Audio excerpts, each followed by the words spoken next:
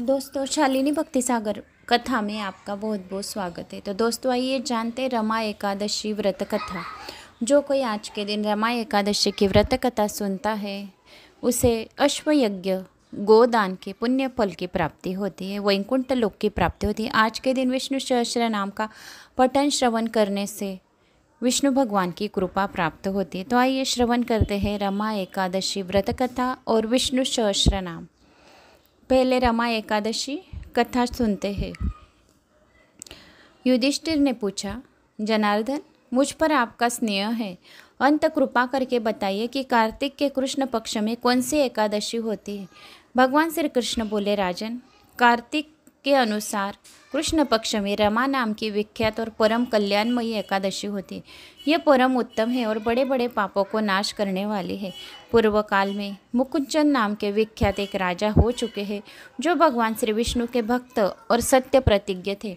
अपने राज्य पर निष्कंटक शासन करने वाले उन राजा के यहाँ नदियों में श्रेष्ठ चंद्रभागा कन्या के रूप में उत्पन्न हुई थी। राजा ने चंद्रसेन कुमार शोभन के साथ उसका विवाह कर दिया। एक बार शोभन दशमी के दिन अपने ससुर के घर आए और उसी दिन से समूचे नगर में पूर्ववत ढिंढोरा पिटवाया गया कि एकादशी के दिन कोई भी भोजन न करे। इसे सुनकर शोभन ने अपनी प्यारी पत्नी चंद्रभागा से कहा, प्रिय, अब मुझे इस समय क्या करना चाहिए, इसकी शिक्षा दो।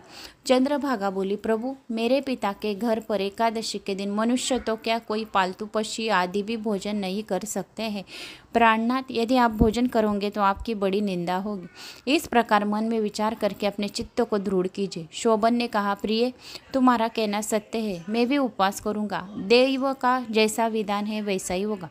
भगवान श्री कृष्ण कहते हैं, इस प्रकार दृढ़ निश्चय करके शोभन ने व्रत के नियम का पालन किया, किंतु सूर्योदय होते होते उनका प्राणांत हो गया।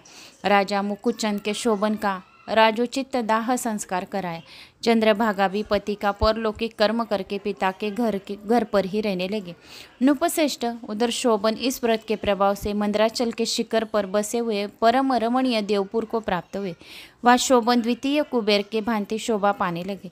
एक बार राजा मुकुचंद के नगरवासी विख्यात ब्राह्मण सोम शर्मा तीर्थ यात्रा के प्रसंग से घूमते हुए मंदराचल पर्वत पर गए, जहाँ उन्हें शोभन दिखाई दिया। राजा के दामाद को पहचान कर उनके समीप गए।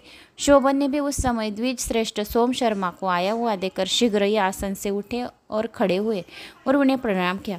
फिर क्रमशः अपने श्वशुर राजा मुकुचंद की प्रिय पत्नी चंद्रभागा तथा समस्त नगर का कुशल क्षेम पूछा। सोम शर्मा ने कहा, राजन, वह सब कुशल है। आश्चर्य यह है कि ऐसा सुंदर और विचित्र नगर तो कहीं किसी ने भी नहीं देखा होगा।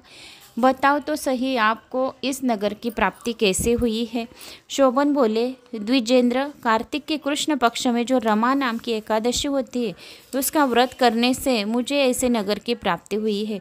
ब्राह्मण, मैंने श्रद्धाहीन होकर इस व्रत का अनुष्ठान किया था, इसीलिए मैं ऐसा मानता हूँ कि यह नगर स्थायी नहीं है।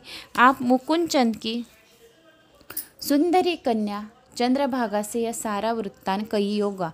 शोभन की बात सुनकर ब्राह्मण मुकुंदचंदपुर से में गए और वहाँ चंद्रभागा के सामने उन्होंने सारा वृत्तांत कह सुनाया। सोम शर्मा बोले, शुभे, मैंने तुम्हारे पति को प्रत्यक्ष देखा। इंद्रपुरी के समान उनके दूरदर्श नगर का भी अवलोकन किया, किंतु वह नगर अस्थिर है, तुम उसको स्थिर बना। चंद्रभागा ने कहा, महर्षि, मेरे मन में पति के दर्शन की लालसा लगी हुई है, आप मुझे वहाँ ले चले। मैं अपने व्रत के पुण्य से उस नगर को स्थिर बनाऊंगी। भगवान श्री कृष्ण कहते हैं, राजन, चंद्रभागा की बात सुनकर सोम शर्मा उसे साथ ले मंदराचल पर्वत के निकट वामदेव मुनि के आश्रम पर गए। वहाँ ऋषि के मंत्र की शक्ति तथा एकादशी सेवन के प्रभाव से चंद्रभागा का शरीर दिव्य हो गया तथा उसने दिव्य गति प्राप्त कर ली। इसके बाद वह पति के समीप गई। अपनी प्रिय पत्नी को आया हुआ देखकर शोभन को बड़ी प्रसन्नता हुई।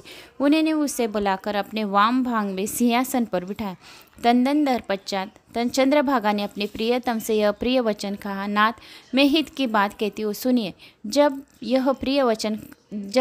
मैं 8 वर्ष से अधिक उसकी उम्र में आई हो 8 वर्ष से अधिक उम्र की हो गई, तब से लेकर आज तक मेरा द्वारा किए हुए एकादशी व्रत से जो पुण्य संचित हुआ है उसके प्रभाव से नगर कल्प के अंत तक स्थिर रहेगा तथा सब प्रकार के मनोवंचित वैभव से सुख समृद्धिशाली यह नगर रहेगा।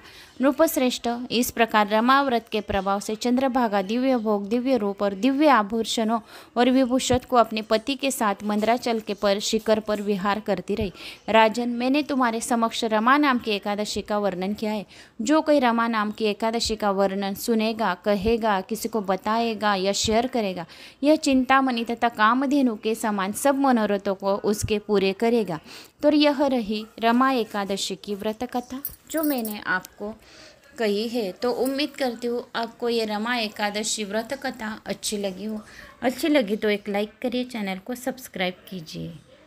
ओम नमो भगवते वासुदेवाय नमः इस मंत्र का नाम जाप 108 बार अवश्य कीजिए।